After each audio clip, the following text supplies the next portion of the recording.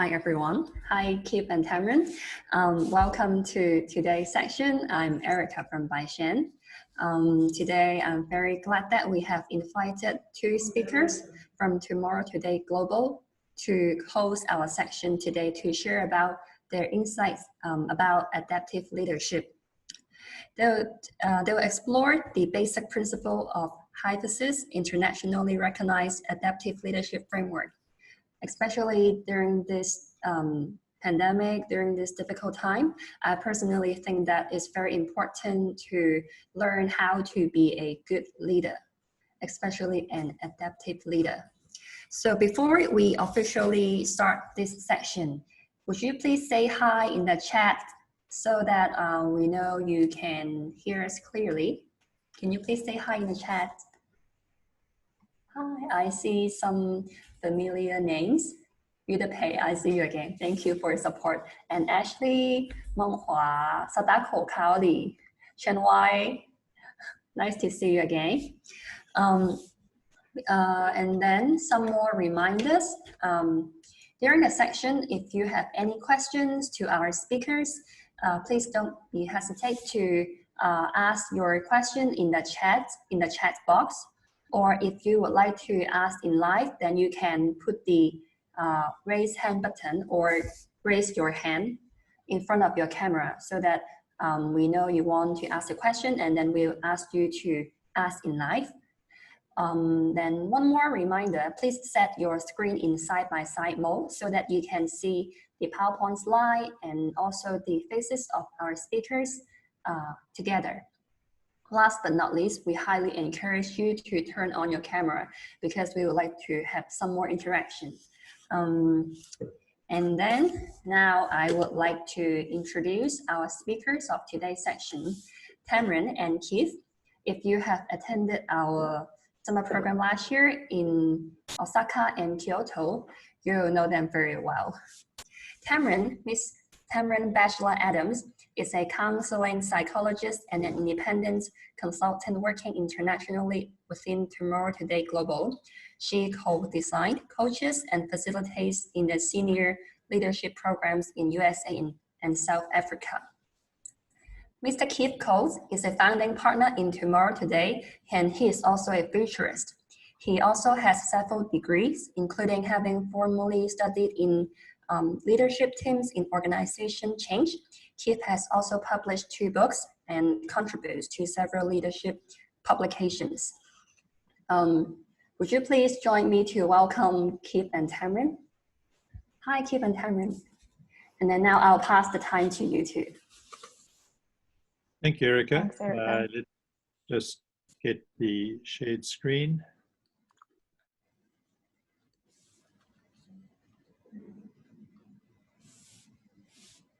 Okay, so everybody, all good to go. You can see the screen. Isn't technology wonderful? Tamryn is actually sitting in Cape Town, South Africa.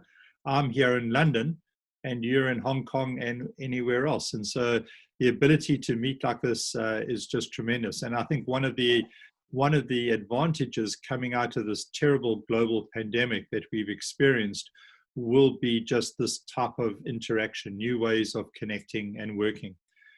We are really thrilled to be with you today for a short period of time to explore together this whole notion of adaptive leadership. And so what we'd like to do in this time that we've got is just go through and explore what we're going to be looking at. I just need to make sure that my screen can move. There you go. So we're going to talk about how you can think like a futurist and why this is so important. I will share with you the definition of what a futurist is and does. And I would like to suggest that in your own leadership practice, that it would be really to your advantage to think like a futurist. We'll then briefly look at the importance of context. We'll then really talk about how to develop adaptive intelligence. And then we will go from there. I'm just battling to share. Sorry, there you go. We'll give you 3 keys or 3 tips, if you like, as to how you can think about your own leadership and your own leadership development. And then just one closing slide on the notion of being a broker of hope in a time that for many people is really hopeless. I think what we've come to understand through this global pandemic is that we need to go back and reset, that there is a new normal emerging. I'm sure in your part of the world, you've heard a lot of people talking about this new normal. Over time, we've realized that we are not going to go back to the way things were, that the world has forever been altered or shifted. It was the former British Prime Minister, Winston Churchill, who has been widely quoted as saying, you should never waste a good crisis. And although this crisis, this pandemic has been absolutely tragic and has affected so many households and so many societies and nations, in a sense, any crisis does provide us with an opportunity to reset. And a lot of the work we've been doing with clients around the world is Tomorrow Today, is helping leaders think through what this reset could look like and what the opportunity embedded in this crisis might actually be. We've got an interactive exercise we'd like to do with you. And so, Tamryn, let me hand over to you, and maybe you can take us through this exercise. All right. What I would like to do is share my screen. Let me just move these faces out of the way. There we go. Okay, I would like you to take your phone, please. I'm hoping that all of you have your phones nearby, and go onto that website, www.menti.com. It's going to ask you for a code. You can enter that code 549605. And this question will appear. What words would you use to describe the current global context? And it's going to allow you to put in 3 different words, and you can repeat doing different words as many times as you would like. But I'd like you just to think, so what 3 words would you use to describe the current global context? Go onto your phones and tell us what you think about that.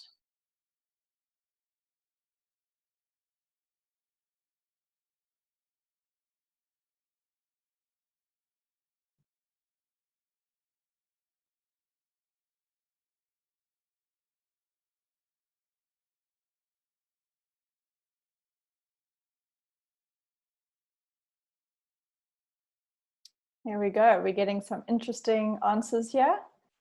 Some of them I won't say out loud. Brilliant.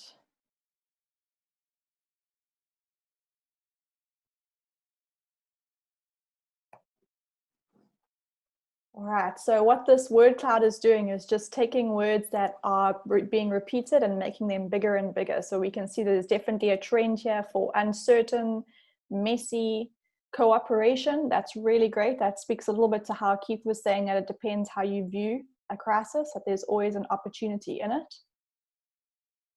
Anxious, definitely. Survival, dramatic, scary, fragmented. That's a great word.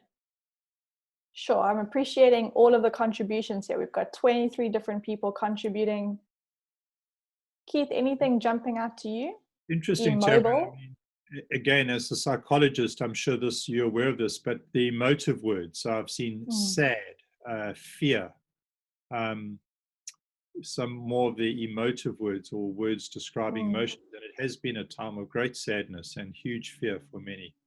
Yeah, confused, frustrated. Absolutely. All right, we'll give you another 5 seconds, but it feels like uncertain, anxious, fear. Those are words that are really quite big here.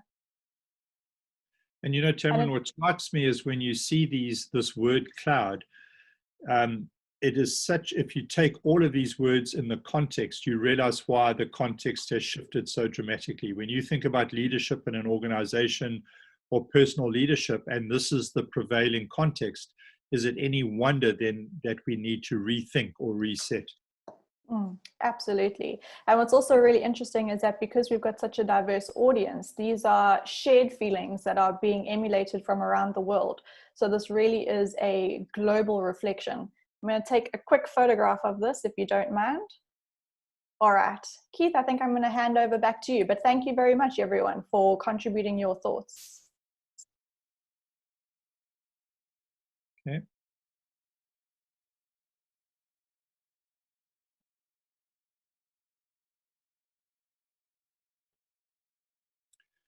All right, so let's continue.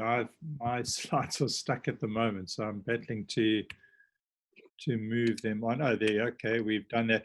All right. So I said earlier that I would share with you the definition of what a futurist is and does, and all that a futurist is somebody who intentionally builds the capacity to see and understand the implications and meaning of change.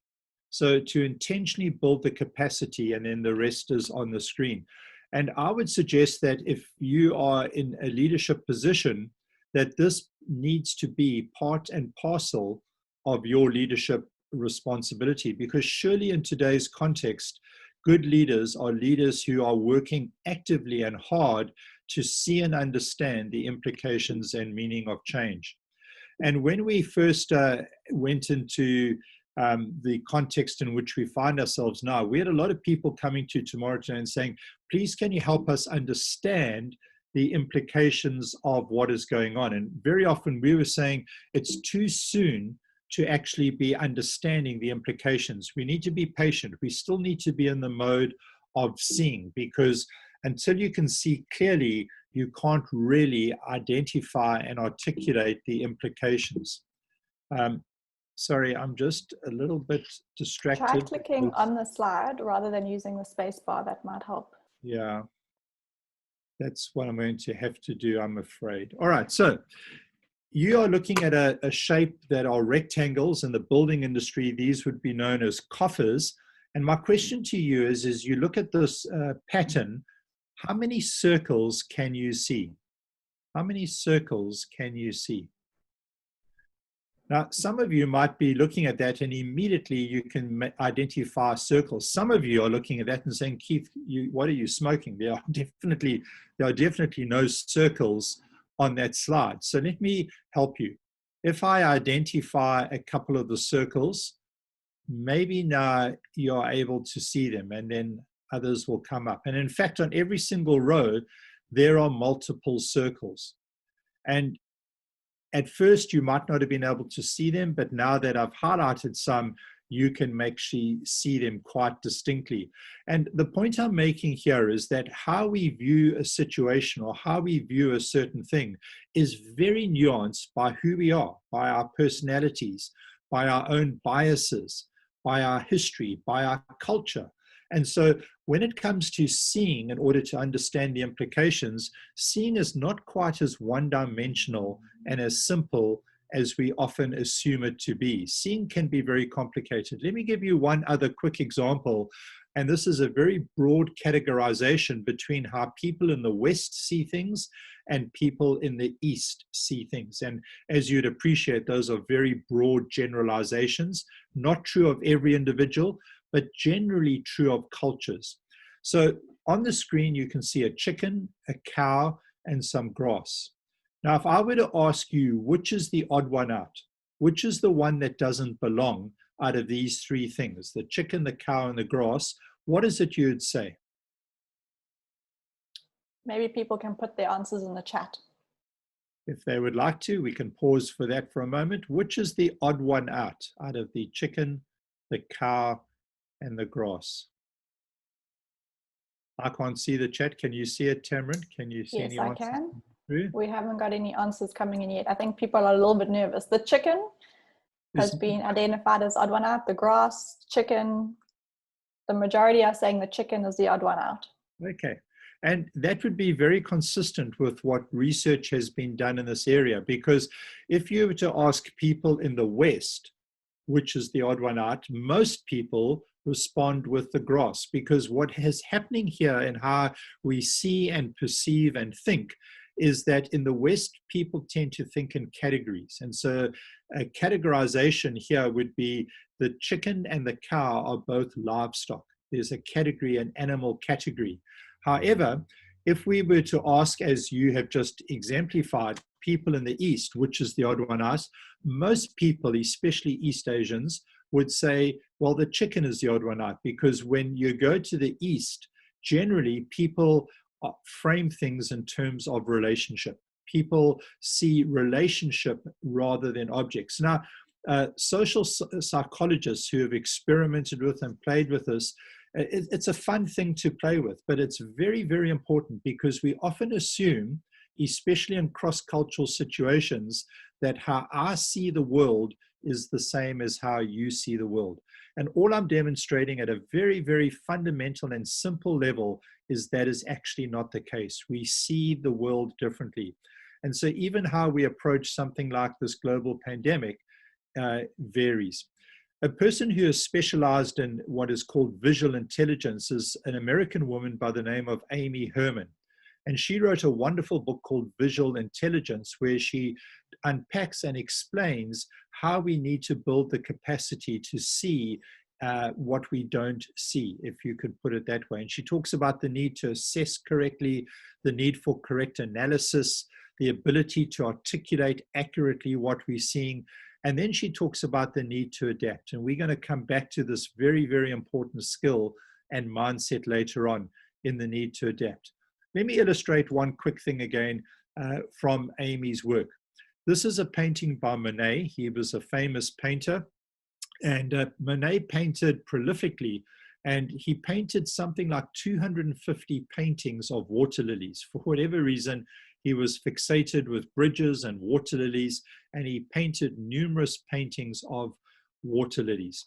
I'm going to ask you to look at this particular screen and notice everything that you can on the screen. So have a few seconds to memorize that, to pay very careful attention to everything that you can see on the screen.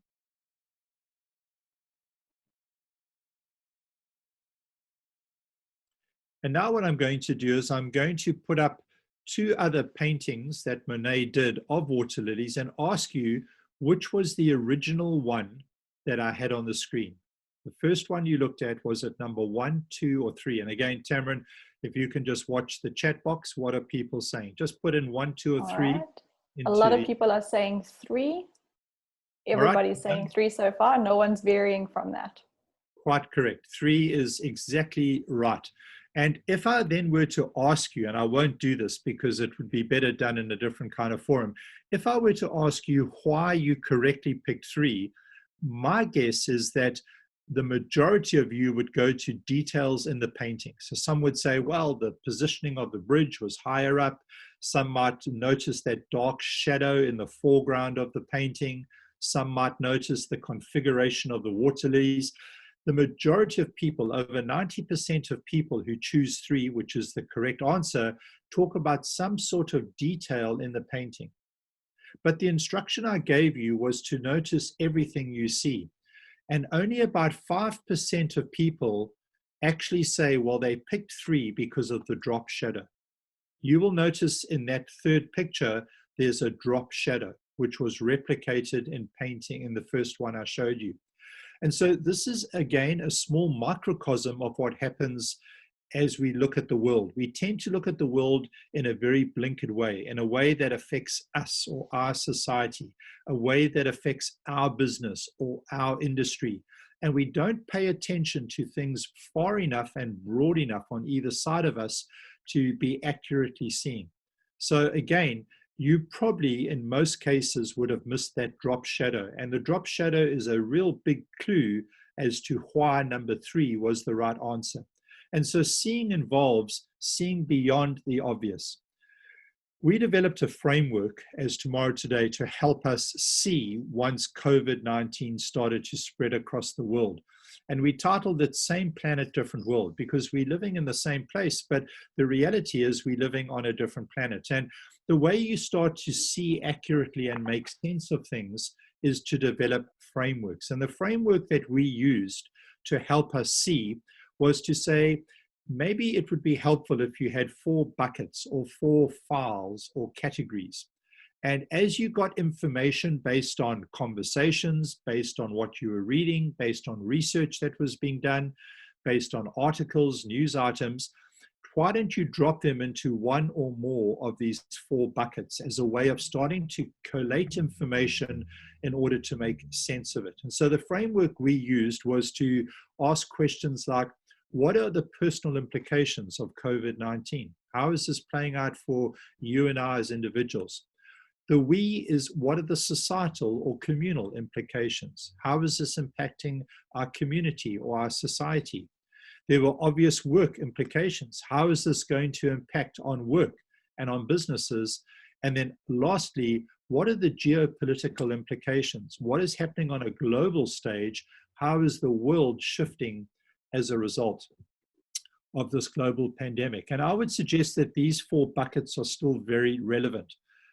It's still a great way to have a framework in order to collate and to make sense of all the uncertainty and the chaos that we're experiencing. What I do want to suggest is that what will happen as we learn to live with COVID-19, and hopefully at one point in time get beyond COVID-19, what we do know is that we won't be able to take the old context and just put it into the new context. Things are shifting irrevocably. And so this starts to raise the question of, well, what does this mean for leadership? And the answer that we have as Tomorrow Today, and I'm sure there are lots of good answers, is that unequivocally, what's going to need to happen is that we as leaders are going to need to adapt. We are going to need to be adaptable. The framework that Erica referred to up front, adaptive leadership, comes out of Harvard Business School. It's the architect of the framework is a Professor Ron Heifetz, and we as Tomorrow Today believe that this is the best and most robust framework for our uncertain, changing world. So let me just share very briefly 1 or 2 of the principles of the leadership before handing over to Tamryn to tell us how we can build adaptability in at a personal level. So in the adaptive leadership, there's a distinction made between what is called technical challenges and adaptive challenges. Adaptive challenges go to things like priorities and beliefs, habits, loyalties. It's dealing with things below the surface. It's emotive. And that's what makes dealing with adaptive challenges so very difficult. In a technical challenge, you know exactly what the problem is. There is a solution, and the leader normally applies the solution to the problem. And so in a technical world, experience is very important, because the more experience you've got, the more access to solutions you have. In an adaptive world, the problem is really unknown. In fact, the problem needs to be defined. You need to be asking questions like, what is really going on here? What is it we need to learn? Who can we learn from? So it's a very exploratory, diagnostic kind of context. And so leaders who aren't used to asking questions and who aren't open to learning really will flounder and struggle when facing adaptive challenges, because you need to be a learner, you need to be asking questions, you need to be diagnosing what on earth is happening. Another very key principle or takeout from adaptive leadership is the distinction between the dance floor and the balcony. A lot of leaders, a lot of you are in positions of leadership because you were the best dancers. And so because you were the best dancers, you got noticed, you got promoted, you got recognized. And what tends to happen as you assume greater leadership responsibility is you stay on the dance floor. That's what you're good at. That's what you're comfortable doing. And in adaptive leadership, there's a very strong need to get off the dance floor and onto the balcony. Why? Well, when you're on the dance floor, you can't see the changes that are happening on the periphery of the dance floor. It's only from the balcony that you can see far enough and wide enough to see the changes that are happening. And so in adaptive leadership, there's this notion of the need to develop the habit of continually going and getting on the balcony. I work with a lot of executive teams, many of whom don't spend much balcony time at all. They are too preoccupied with what is happening on the dance floor, and that's a problem. Lastly, the last kind of pillars or parts of the DNA that I want to talk about when it comes to adaptive leadership is exactly that. The DNA of adaptive leadership is about learning, unlearning, and relearning. Or what do we need to keep from the past that has worked well? What do we need to discard that is no longer useful? And what do we need to create?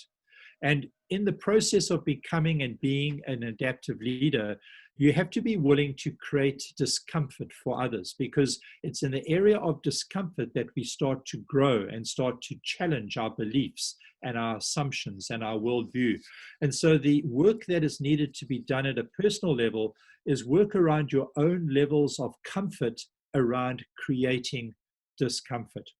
So I'm not going to go any further into the theory of adaptive leadership. It's time to get practical and talk about how then do you develop this adaptability. And so let's go to our psychologist. Tamryn, can you maybe talk us through how we can develop an adaptive intelligence or an adaptability? Yep, absolutely. And I think there's so many important points that we can jump into. There are 4 key components that help us to understand adaptive intelligence: accept change and uncertainty, invite learning, give control, which is very hard for many different personalities, and embrace difference. And I think that embrace difference is so important right now as we start to see the world becoming increasingly polarized. But we're not going to have enough time to really unpack embrace difference or give control in this webinar. So I would encourage you to continue to read around those 2 aspects in particular. What we are going to unpack are accept change and uncertainty and inviting learning. And when we think about accepting change, change always comes with a level of uncertainty. I mean, if we think back again to that word cloud that we did, we heard words like uncertain, cooperation, fear, anxious, control, chaos, messy. And all of those words really help us to understand why change is always kind of paired with this idea of uncertainty. Think about it in your own personal life experiences. Every time you've gone through a change, and it might have been a change you really wanted, moving to a new city, going to a university that you really hoped you'd get into, starting your first job. With all of those decisions and all of those changes, there is a sense of loss. Sometimes that loss is very obvious, like if you're going to a new job, you might not be with your colleagues. If you're going to a new university in a different city, you won't necessarily have your friends and family very close. But sometimes those losses are a little bit more subtle. And even in the changes that we want, those losses are there. So you can think about how when you experience a change that you didn't want, like a pandemic that was kind of unprecedented, that you didn't feel prepared for, how much bigger that sense of loss might feel. So here is an idea about some of the more subtle losses that you might experience. You might experience a loss of familiarity, that things that you knew are no longer readily available. A loss of control. Again, certain personalities really orientate towards feeling secure by feeling in a position of control. A loss of perspective. Things that you thought were going to be so certain are no longer certain anymore, which can leave you feeling very disorientated. A loss of resources. In particular, in the pandemic, we've seen how people's personal resources have just been completely eroded, like income or job security. And perhaps most subtly, a loss of self-confidence or self-certainty. This is something that psychologically we often take for granted, that kind of internal sense of, I've got this, I know that I'm going to be okay, I've done this before, I can keep moving forward. And every time we go into a new or uncertain situation, we experience one or more of these types of losses. And that's why even good things like starting a new job can feel so unsettling until that sense of control, self-certainty, familiarity starts to restore itself. I think when we are thinking about losses that are quite significant, or we're thinking about a context that feels incredibly uncertain, like this pandemic, people start to operate out of a different part of their brain. They start to operate out of what we know as the amygdala, which sits towards the back part of your brain, just above your brain stem.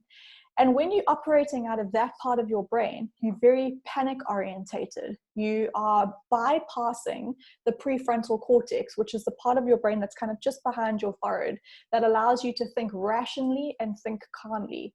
So in a context that feels very uncertain, and in a context that feels like there's a lot of change, you are not always operating as rationally and calmly, but you're operating in a far more panic orientated way. When we operate out of this part of your brain, you probably tend to become more micromanaging. You probably start to want to control all sorts of little things that maybe you ordinarily wouldn't feel too worried about. People that are operating from panic often suppress the creativity and the independence or autonomy of other people, and they want things to kind of go by the book or do as the rules say. So they fall back onto technical solutions, like Keith alluded to earlier, around doing things the way that they were told to do, as opposed to independent thinking. Remember, because they've lost that sense of self-confidence or self-surety. So this happens in leadership all the time. And maybe you can think about a boss that you've worked for, or a person that you've even been in a team project with, who might be a very calm, relaxed leader and a very comfortable leader. And then a big change happens and suddenly they start to panic. And it's like their whole leadership style changes as well. And they become very micromanaging. They become very kind of controlling and always asking what you're doing or checking on you the whole time. And that can be really frustrating for employees or the rest of the team. So one of the big implications around becoming an adaptive leader is being able to start to be a little bit more comfortable. You'll probably never be fully comfortable with it, but to be more comfortable with that sense of uncertainty and with knowing that with every change, there is also going to be a sense of loss. So your job, if you're wanting to become a more adaptive leader, is to think, how can I start to acknowledge the loss that is being felt as a result of this change? And how do I start to manage it or understand why it feels so significant for me?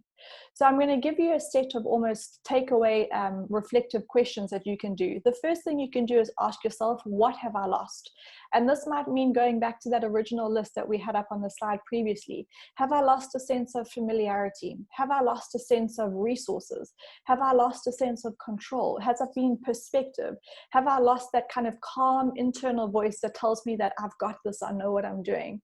Because those are the more subtle losses, and you almost need to pause, slow yourself down long enough and ask yourself, which of those have you lost?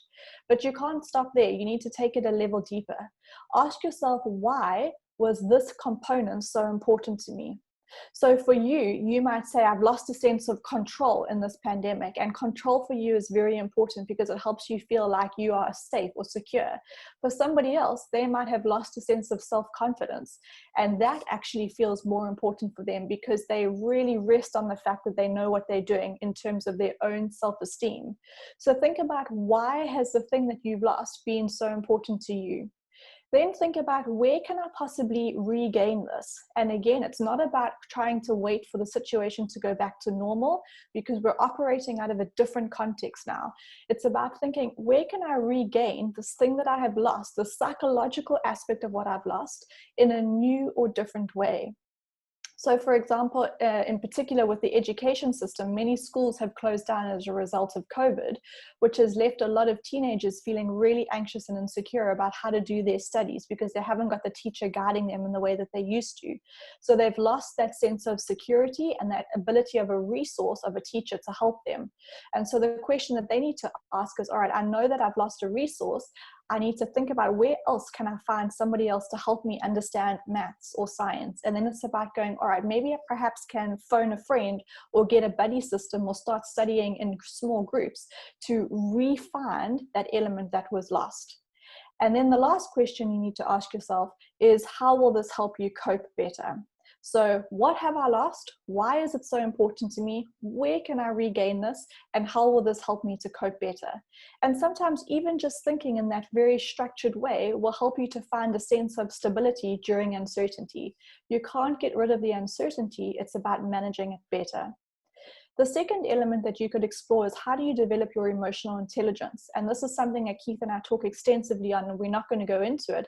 But emotional intelligence is the ability to know and understand your emotions, to regulate them, to pause them, and then to act differently. It allows you to have better social skills and develop empathy for others because you recognize that others see the world differently to you.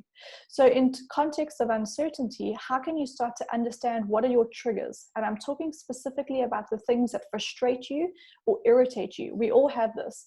These things that other people do, whether they do it on purpose or not, that really get under our skin and irritate us. During times of uncertainty, our triggers are going to be heightened, and we're going to be far more sensitive to being triggered by other people. So you're wanting to ask yourself, what kind of things trigger you, and how do you help make sure that you can regulate yourself so that you don't react out of a knee-jerk reaction immediately? The third aspect that we can think about is how do you get perspective?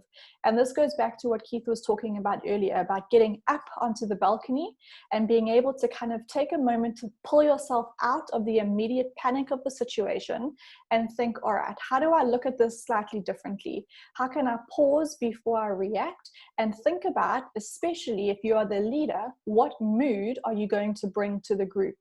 Because mood ripple effect tells us that the most influential people, whether that's the leader or just a very influential person in the group, is the person who sets the emotional tone for everybody else. And so if the leader sees this change as an opportunity or a threat, that will ripple effect across everybody else. And like Keith highlighted earlier, all of these very difficult circumstances allow for some level of reset, and you can find some element of opportunity in them. And so as the leader, you need to take responsibility for thinking, what is it that you're going to present and project into the group because of that mood ripple effect. So let's move on from there a little bit, Keith, because I'm aware of the time. And we'll start to think about inviting learning. And I think the important kind of nugget that I'd like you to take out of this is that what was at once the norm, that certainty was the norm and uncertainty was the exception, has almost toppled over completely. Certainty is now the exception, and uncertainty is the norm, and that is the prevailing global context. So if we hold that as the framework in mind, that things are going to consistently be changing, then we need to be open and invite ourselves to learning. So Keith, I'm going to hand over to you here because you've got a first-hand experience of what it means to invite learning at a personal level. Thanks, Tamryn. One of my favorite people is a futurist who passed away a few years ago by the name of Alvin Toffler. In fact, he wrote a best-selling book called Future Shock. And this week is the 50th anniversary of the publication of Future Shock. And Toffler was a factory worker. He was a welder. He then went into journalism. And out of just a curious mind and a very sharp mind, he then from journalism transitioned into writing this incredibly powerful global book called Future Shock. And he was incredibly accurate about a lot of predictions that he made. And one of my favorite quotes from Toffler and from Future Shock is this. He said that the illiterate of the 21st century will not be those who cannot read and write, but those who cannot learn, unlearn, and relearn. And I think this becomes a very, very important part of what it takes to be an adaptive leader. As Tamryn has mentioned, this need to learn, but not just learn new things, to unlearn old things that are no longer helpful and perhaps relearn. So I'd go so far as to say this: if you're not a learner in how you think and approach the world, you cannot be adaptive. Let's do a quick experiment about learning. Pick up a pen that you've got next to you. Hopefully you've got one easily accessible. And just on a spare piece of paper near you, sign your name. Pick up a pen and sign your name. Now you can probably do that without missing a beat, without even thinking. It's natural, it's easy. You've done it 100 times. Now put the pen in your other hand, the hand that you're not familiar with, the hand that you don't write with, and sign your name. And that now is it takes a little bit more concentration. It's a little bit more hard work, isn't it? And I guess if I were to ask you to do that 100 times, you'd get better at doing it, but it's not natural. So every year, I want to suggest you should pick a project to learn something new. It might be a language, it might be a certain amount of books you want to read. 2 years ago, I taught myself to write with my left hand. I'm naturally right-handed, and just as a fun experiment, every single day for 3 minutes, I wrote with my left hand until I could write as well with my left hand as my right hand. I've since stopped practicing, and so I've defaulted back, and I'm not as good as I was, but I got up to almost the same level of proficiency with my non-writing hand as my writing hand. Unlearning, I think, is even more difficult. So here's a gentleman who decided to reverse engineer a bicycle. And what he did was he reversed engineered the bicycle that when you turn the handlebars to the right, the wheel would go to the left. And he took it on himself to see if he could unlearn what it was to ride a bicycle and learn how to ride this reverse engineered bicycle. I'll let him explain it for himself.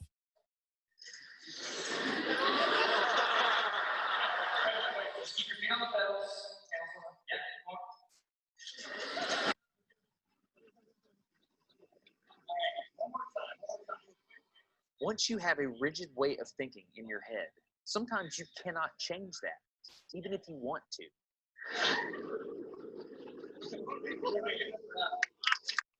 Here's what I did. It was a personal challenge. I stayed out here in this driveway and I practiced about 5 minutes every day. My neighbors made fun of me. I had many wrecks, but after 8 months, this happened.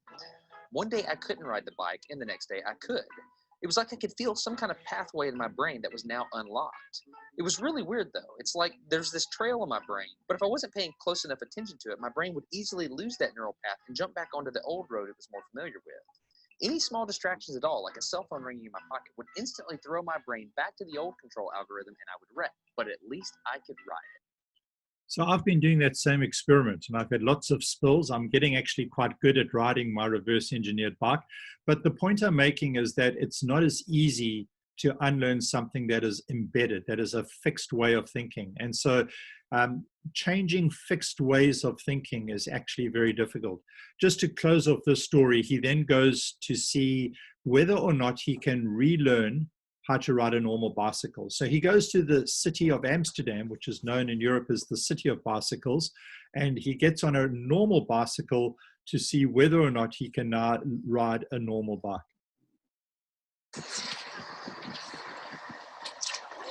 It's backwards. This was one of the most frustrating moments of my life. I had ridden a normal bike since I was 6, but in this moment, I couldn't do it anymore. I had set out to prove that I could free my brain from a cognitive bias. But at this point, I'm pretty sure that all I proved is that I could only redesignate that bias. So what you're not seeing is just a group of people here looking at me, looking at the strange American. I can't ride a bike because they think I'm dumb. But I'm actually 2 levels deep into this because I've learned and unlearned. All right. After 20 minutes of making a fool out of myself, suddenly my brain clicked back into the old algorithm. I can't explain it, but it happened in a very specific moment.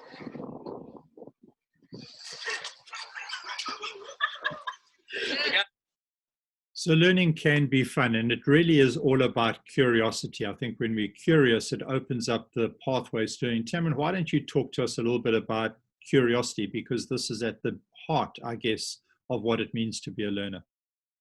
Well, I'm watching a lot of your facial reactions during that video, both during the writing exercise and during the actual video. And I do feel like there's certain people, Ashley, for example, who might start to take up some of these habits or ideas. So I would encourage you to do so.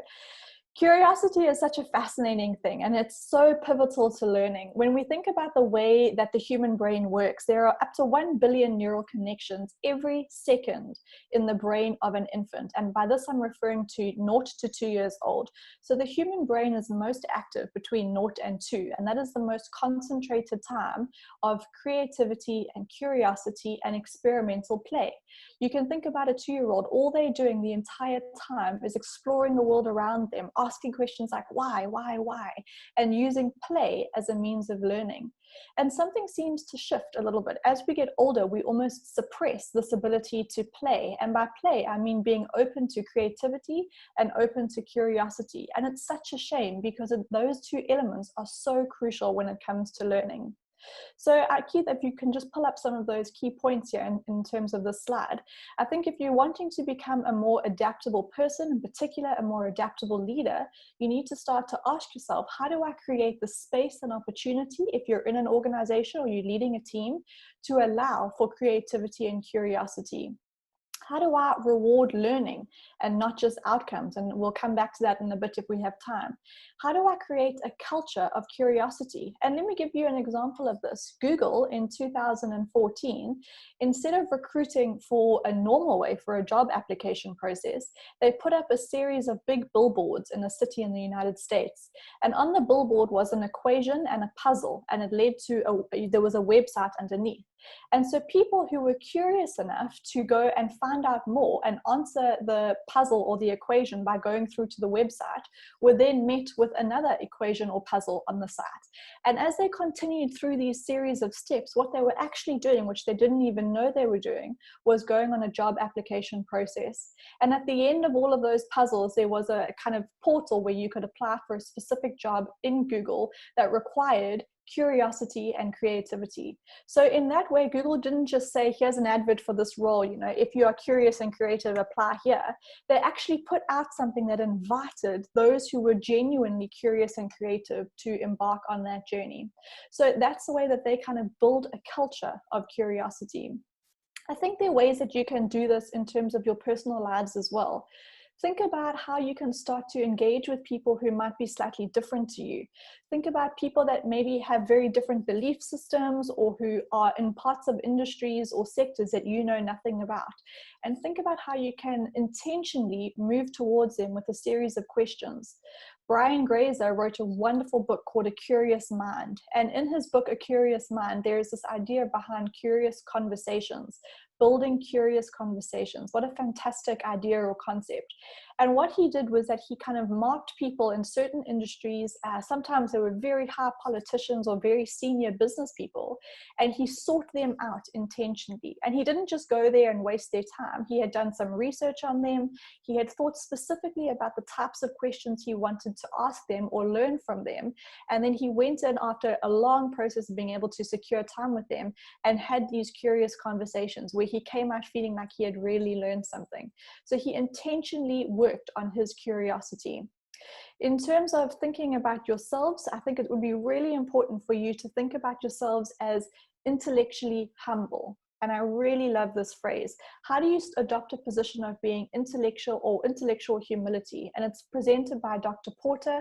She's a Harvard professor, and she writes about the importance of, as you become higher and higher and higher up in organizations, and this can even be in committees, if many of you are not in organizations but might be part of committees, what happens is as we move higher up that kind of hierarchy, we stop asking questions, or we ask questions for the sake of testing other people, not actually for the sake of our own learning.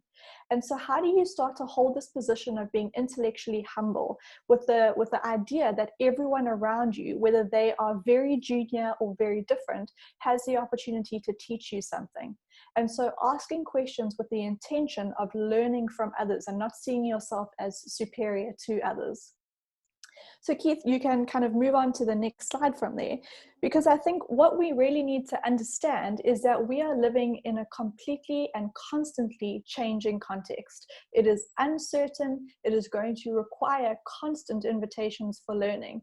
And you can choose whether you want to pick up a new habit or a new skill to kind of change that algorithm or those old habits in your mind and invite learning through that avenue. You might want to invite learning by reading books, or think about the ways in which you personally learn best, because everybody's got a slightly different learning style. For some people it's reading, for other people it's conversations, for other people it's documentaries or visual learning or auditory learning. So think, if you are wanting to become an adaptive leader, what learning style really resonates with you, and then start to intentionally move towards inviting learning from that perspective. But remember this, it is a constant and lifelong endeavor. It's not something that you just complete at the end of this year, like a degree or a diploma. This idea of adaptive leadership in the sense of inviting learning is something that is ongoing. So Keith, I'm going to hand over to you there to do the kind of 3 keys, and I see that you've already jumped into the first one, so maybe actually let me just continue. When I'm talking about this idea of lifelong learning, I think we need to remember that how we phrase this pandemic even can't be something that is short and fixed. People are suggesting that this pandemic is something that could run up to 2 years, that it's going to be this constant ebb and flow. And I had a conversation with a colleague about this morning, because he's quite sure that by the end of the year, everything is going to be fine, which is a little bit delusional, actually. He's sitting in a space of denial.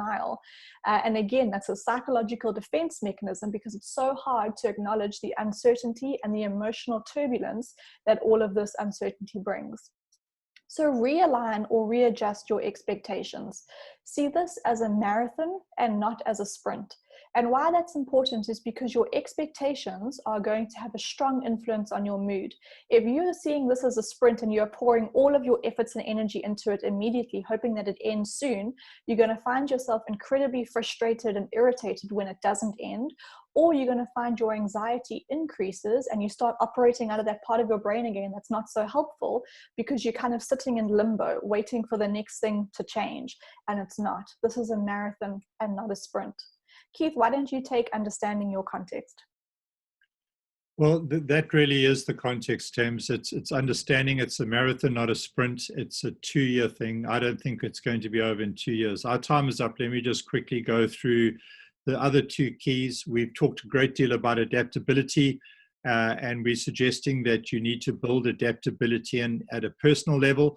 And a helpful way to see this is understanding that you have influence over certain things. Stephen Covey talked about the circle of concern and the circle of influence. The circle of concern is things that we have no say over and we can't influence. And when we focus on those things, we tend to feel very disempowered and can get very angry and very embittered. We can't change certain things. So the suggestion is focus on what you can change. And Tamryn's given you a lot of tips and specifics and practical tools.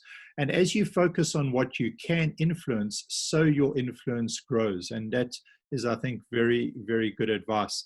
And then the third key is simply to use this opportunity to reimagine. Reimagine yourself, your role, your organization, your purpose. Reimagine. What a great opportunity this crisis has given us to reimagine. If you were to say to a caterpillar, reimagine yourself, the caterpillar might say, well, I'd like to be thinner because then I could move faster and be less susceptible to animals that might want to eat me. Another caterpillar might say, well, I would like to be green or brown so I can blend into my environment and hide a little bit better rather than these bright colors. But of course, we all know the story of a caterpillar, that a caterpillar reimagined is actually a butterfly. And I've got no doubt that there are businesses that will emerge completely different to the business that went into the global pandemic. They will have had to reimagine themselves and emerge as butterflies. And this could be applied at a personal level as well. So we started out by talking about what a futurist does. And we've given you several suggestions as to how you can go about doing that work at a personal or at a collective level. And then just a reminder that collect frameworks, because in a world full of paradox and a world full of ambiguity, the way you make sense of that is to build frameworks of understanding. If you want to understand the implications and meaning of change, you have to have access to multiple frameworks. It's been tremendous being with you. Let me just get onto this last slide, because if you go to that Get Talk link, you can download a PDF of all the slides you've seen if you want to recapture some of the points that the slides made.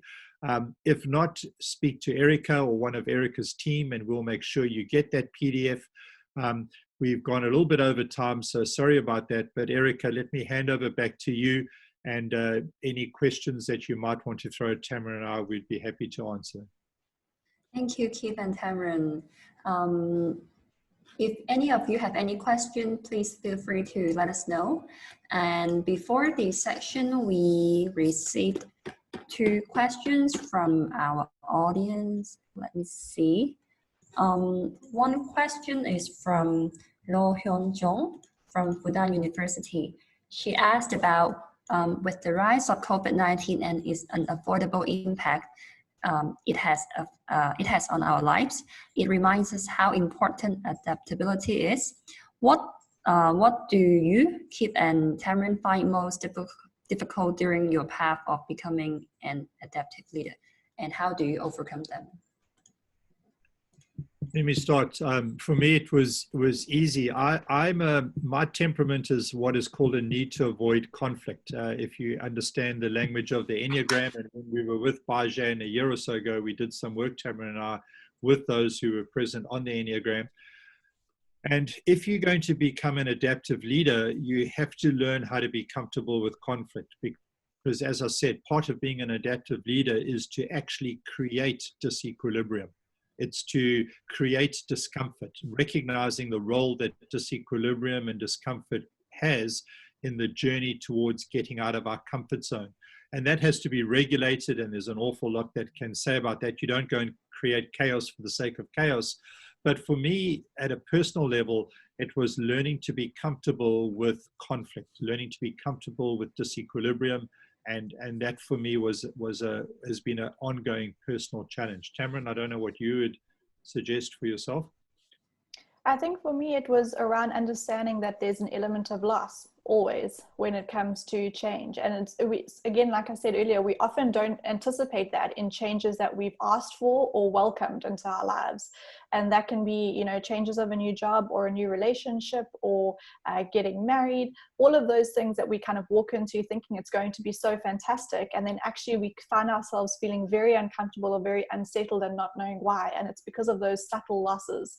So it's about being aware that even in the things that we want, there's also going to be an experience of loss, and that's okay. That's part of the process, and that will stabilize itself at about kind of 6 weeks to 3 months generally. And then we also have one more question from Ni Myo Han. And I think you are here. If you don't mind, you can also voice out your question. Or not, I can also let your question. The question is about Nelson Mandela. He asked about, that's a question for Keith. On what occasions did you spend time with Nelson Mandela? What was the experience like? Unfortunately, not. I was just very privileged to almost accidentally, in fact, bump into him at his house. He lived in a place called Soweto, and I won't go into the background story, but it wasn't an intentional meeting. But the result was I got to spend probably a good half an hour, 20 minutes to half an hour, talking to him. And there was just his bodyguard himself, a colleague of mine whose family knew the Mandela family, and that was the connection, and myself. And so it was one of those brief periods of time that you never ever forget. You know, he made a lasting impression on me. I'd read before that he has this ability to make you feel like you're the cleverest person in the room. And he was absolutely amazing at how he peppered me with questions. What am I doing here? What do I think? And you have to pinch yourself, because you start talking about your opinions and your worldview, and then you suddenly catch yourself and you realize you're sharing with the great Nelson Mandela. But we talked about curiosity, and we talked about questionings and the need to learn. And Mandela exemplified that. If you read the accounts of people who had the opportunity to interact with him, you'll see a similar refrain, a similar theme always emerging. He asked me questions. He was inquisitive as to what I thought, who I was. And he was a tremendous example of adaptive leadership at multiple levels. But that was my all too brief encounter with him, but it lives vividly in my mind. And I was just immensely fortunate and privileged to at least have got to have a personal encounter with him. Sounds like he was the real exemplar of intellectual humility as well. Well, I guess it's really a wonderful and privileged experience to spend time with him. And then we also have a question from Ashley, and he wants to ask in life, can you please unmute yourself? Hi, I'm Ashley from Singapore, and I'm a Yenching Scholar at Peking University. I didn't have time to type out my question, so that's why I'm asking it live. Basically, I have two questions. Firstly, thank you so much for an amazing presentation. I learned a lot. I think what I wanted to ask was more like, so now that you've taught us, some of these skills and some of these ways of thinking, how do we make it permanent? These are many things that you have taught us, right? And it'll be good if we can start implementing them slowly in our lives. But how do we keep it permanent? It's easy to try it out for a short period of time and then see oh, okay, it's interesting, it's working in a way. But then we lapse back into life again, and then sometimes we lose it. So do you have any tips for that? My second question is, you mentioned earlier that besides inviting learning and accepting change and uncertainty, you also talk about giving control and embracing difference. And I know that you told us to go read up more about that later, but is it possible for you guys to maybe cover it just a little bit so that we have a complete picture of the 4 different things? Thank you very much. Tamryn, do you want to jump in first? Yeah, I can speak to the first question. Ashley, I think it comes down to intention and allowing yourself to almost build habits around inviting learning and embracing uncertainty. So a little bit like learning how to write with your left hand, if it's got to be something that you build in almost as a bit of a discipline, and that starts to become entrenched and embedded in your character and who you are. It's something that can revolt kind of every year. You can do something different, but the ideas themselves of inviting learning and being comfortable with uncertainty is going to be something you have to practice. And that's why it takes hard work. And that's very often why people don't do it, because it's uncomfortable and it's difficult. So with every skill, it takes intention and practice and time. Ashley, those are great questions. Thanks so much for asking them. And I would recommend, I love reading. I'm a slow reader, but I'm a very deliberate reader. And I find I follow authors. I pick my books very carefully because I am a slow reader, and I tend to then try and get everything out of them. So I'll give you a number of book recommendations. There's a book by Catherine Schultz called Being Wrong. And it's such an unusual take on our ability to own wrongness or error. And it's unlike anything else I've read on that. So we often talk about experimentation and embracing failure and being open to learning. But Schultz shows how our orientation around wrongness is fundamental to actually learning how to embrace change, how to be a learner. And as we embrace change and are a learner, so we can impact our worldview and our view of oneself. So wrongness and the ability to be comfortable about being wrong is actually fundamental. And it's a very practical book. It's a lovely, insightful book. It's not very academic, but it's in the sense it's underpinned by solid research. But you'll start to be aware of, ever since I've read the book, I'm aware of when people say, I was wrong, but, and how often we put a but after, which is actually to deny that. So anyway, Being Wrong is one book. Another book that I referred to earlier, and I used the cow, chicken, and grass example from, is a book written by a social psychologist by the name of Richard Nisbett, and it's The Geography of Thought. And the geography of thought goes into how people, depending on where in the world they are, and his delineation is predominantly east versus west, think very differently.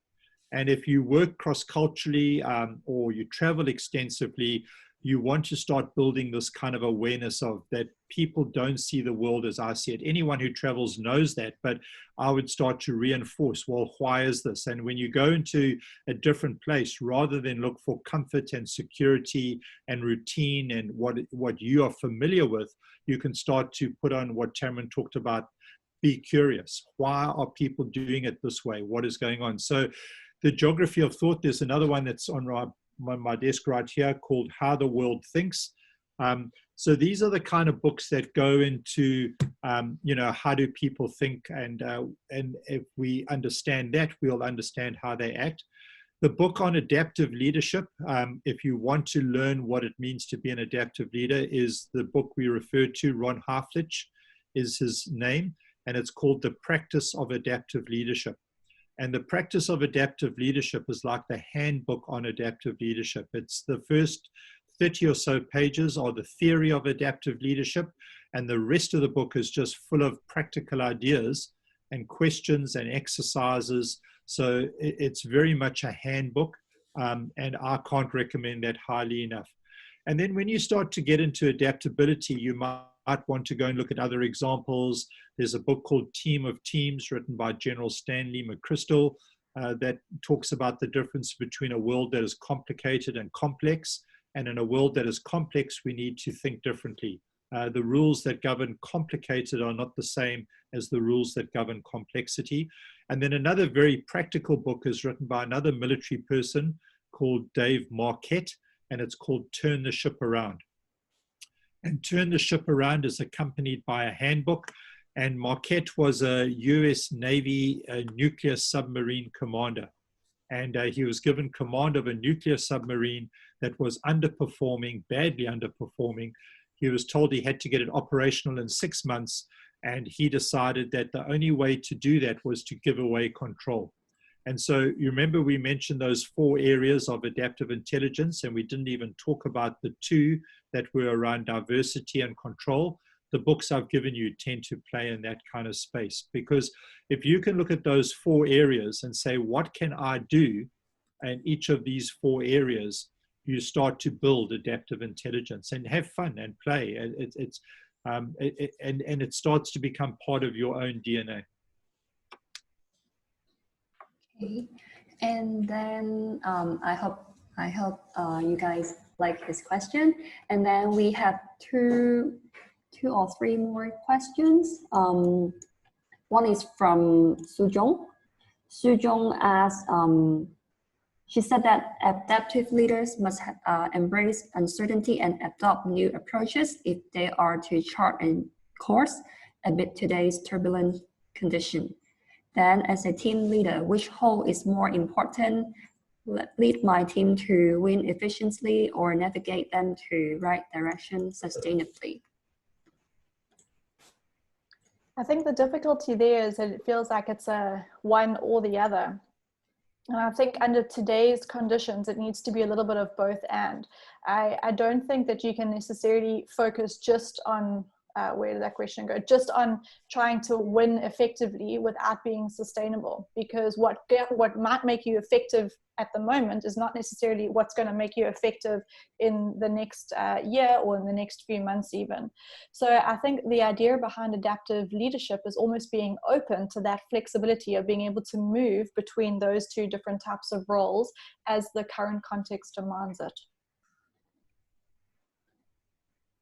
Yep, let's keep going. I know time's short. I'd rather try and get all the questions. So I think that's a good answer Tamryn's given. And we have last 2 questions, and one is from Agnes. Agnes, are you here? Do you want to ask in live?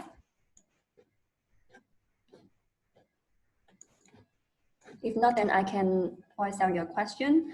You mentioned that the key reimagine so as to be adaptive. Any tips to help us to process reimagine for work and studies after we see the disruption after the pandemic or under the new normal era? I think the reimagine, when it comes to work, I guess the starting point for me would be how hard hit has your work been as a result of the pandemic? Some businesses have been blown out the water. They just are never going to, and other businesses have been moderately impacted. And I've even encountered businesses that have been positively impacted. In other words, the change in context has been an opportunity for them to grow their business. So the reimagining of the business really, I think, comes down to who do you want to be as a business? Who is it you're trying to serve?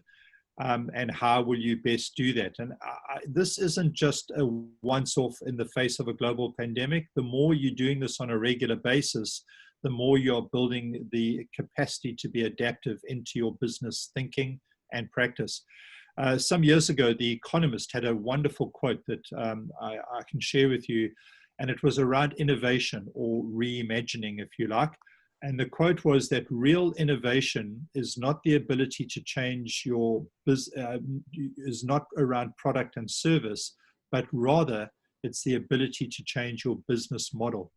And so when it comes to reimagining in our businesses, we often think about product and service, but the real challenge of reimagining is when it challenges your entire business model. And if as a business you can be comfortable with challenging your business model, you will be much more adaptable. And tomorrow today, we're talking to businesses about making structure your strategy going forward. Because if you've got a structure that is adaptable, regardless of what you encounter, you'll be able to change shape accordingly. And this is quite a very different way of thinking about strategy and about that. So become comfortable challenging your business model. Reimagine product and service. Start there, but actually extend it right through to the willingness to challenge your core assumptions as a business. As time is limited, we have the very last question from Kim Jong-min. He said that I believe it's important to be rational in any situation and to not rely too much on emotion when making decisions as a leader. So how do you suppress your emotional turbulence or human instinctual desires and stay logical and rational during every uncertain situation? I'll take that because that speaks to the heart of emotional intelligence, which is such an important piece of leadership. I don't think it's about suppressing all of your emotions and being so rational that you feel almost robotic. People need to experience you as a human being. I think the idea behind emotional intelligence is that you learn to hit that pause button so that you're not having that knee-jerk panic reaction and then filtering that across to everybody else, because you are going to feel those emotions. You are not immune from them. It's just about learning to recognize them quickly and early, to learn to know why they have triggered you the way that they have, and then learning to slowly regulate yourself so that you kind of maybe take those feelings to a specific person, or you write about them, or you calm yourself down, and then present yourself in a more contained manner to the team that you're working with. But you're not denying them, you're not avoiding them, you're not ignoring them. I think you also have to own them to other people, because that helps you to be relatable to other people. If we were going through this pandemic and my leader said to me that there's no problem, they're absolutely fine, this is only an opportunity, I would start to think that either they're taking some serious drugs or they are living in a huge space of denial, because it's just not realistic. If they said to me, gosh, this is really uncertain, it can feel very unsettling, sometimes these are the emotions that I go through, but this is how I think as an organization we can move forward and stay together and stay sustainable and effective, then I'd be far more able to relate to that and feel safe and secure under their leadership. So it's not about suppressing or denying, it's about acknowledging, accepting, owning, and regulating your emotions. And that's the work of emotional intelligence. And Daniel Goleman writes a lot about that. His book around working with emotional intelligence will give you lots of practical tips into understanding your emotions, your triggers, why they trigger you, and how you can start to learn that really difficult lifelong element of self-regulation. Tamryn, while you were speaking, it came to, I remember in one of the books, because you read Being Wrong as well, Schultz talks about intellectual humility as the ability to listen. And I guess that also you're speaking about listening to others and listening to yourself, listening to your own emotions. And so there's, coming back to what Ashley was asking earlier, there's a practical habit to develop. If you're someone who likes speaking a lot, then how do you learn to listen more? And again, she talks about that, going through days at a time without speaking, just listening in a meeting, being the last to speak. These are all kind of experiments you can play with. And as you learn to listen more to yourself and to others, so you're not only building intellectual humility, but you're building the emotional intelligence that Tamryn talked about. Thank you all of you. And there are really so much to take away from your sharing.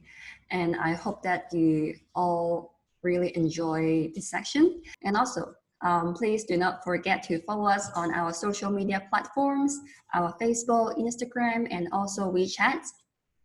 And of course, finally, please do not forget to join our LinkedIn group, which is especially for our patient community.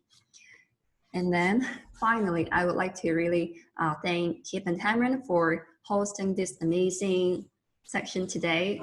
There are really so much key learnings. I learn how to write with my left hand as well. This is an interesting process. And I hope you all enjoyed today. And I really hope to see you in our coming last two sections. Bye-bye. See you then. Thank you so much. Thank you, everyone. Thank you.